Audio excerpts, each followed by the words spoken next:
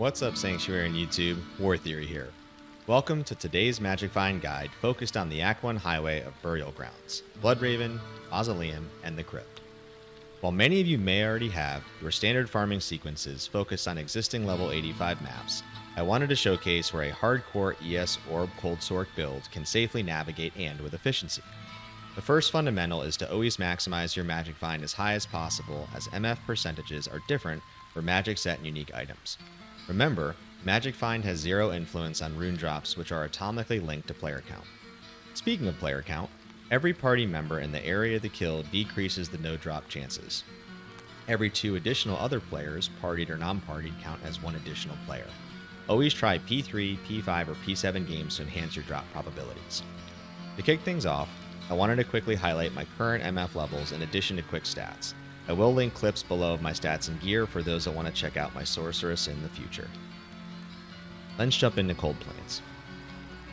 Once you enter Cold Plains, you simply have to follow the road to end up in 2 destinations, one being Stony Fields or the other being Burial Grounds.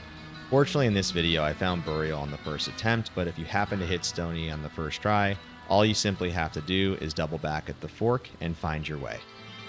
So let's enter the cemetery and talk about Bloodraven. Bloodraven is a super unique. She is a monster level 88 with a middle-of-the-road treasure class. Given how easy she is to kill and her eligibility to drop Vex, I see no reason to skip her, but I do find that many do, to quickly enter Mausoleum instead. Speaking of Mausoleum, it is the first level 85 in Act 1. Given it's so early in the game, it is easy from a kill speed perspective and overall survivability. They're not overly threatening. Because it is 85, the elite packs can drop every set and unique in the game. Mausoleum does have a super chest, and you'll see throughout the gameplay of the Undead that majority of them are lightning immune, making this an extremely cold friendly area. Speaking of density, it tends to average about 3 to 5 elite packs. I've seen some models suggesting that it's on the average 4, but I have seen some inconsistent variables. However, at 3 to 5, it isn't the lowest in the game and it isn't the highest, but it is still healthy at a 3 to 5 ratio. So now we're about to come up on the super chest to conclude the Mausoleum. Once Mausoleum's completed, majority tend to quickly go to Countess, the Pit, or Andariel.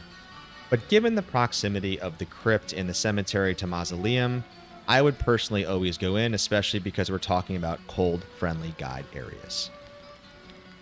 The reason that majority tend to skip the Crypt is because it is only an area level 83. However, it also does have a super chest similar to Mausoleum. It has the same cold-friendly efficiency of lightning immune undeads. It also has the same 3 to 5 elite pack density, so it is fairly efficient to get through. However, what we really wanted to punctuate in the Crypt is the super unique Bonebreaker. Bonebreaker is a monster level 86 with a healthy treasure class of 78, and the key thing here called out on screen is that he is eligible to drop Champ. The beauty of Bonebreaker is that he is always tucked in the nook right next to the super chest. Therefore, if you wanted to come in here to power Bonebreaker and the chest, they are always going to be one and the same and easy to generally find, in the event that you wanted to skip over the vanilla monsters or the elite packs. You're about to see that we're going to kill a final champ pack before making our way into Bonebreaker up into the right corner.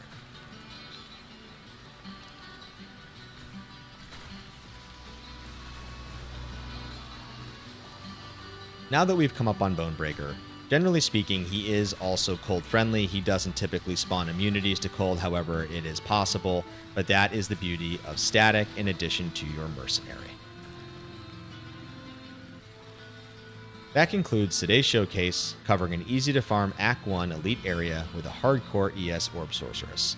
I trust you found this valuable, and I encourage you to check out my other videos in addition to my future cold friendly MF guides that are being deployed shortly. Sanctuary, you made it. Thanks for tuning in. Feel free to drop any feedback or comments below on anything that I may have missed or that you would like to see moving forward. Before you go, smash that like and subscribe button to continue supporting ongoing content development on my channel. Don't forget to join the Horde and I on my next broadcast live on Twitch by heading over there and dropping a follow, also linked below. Stay safe, keep grinding, and see vis pacem parabellum. You want peace? Prepare for war theory.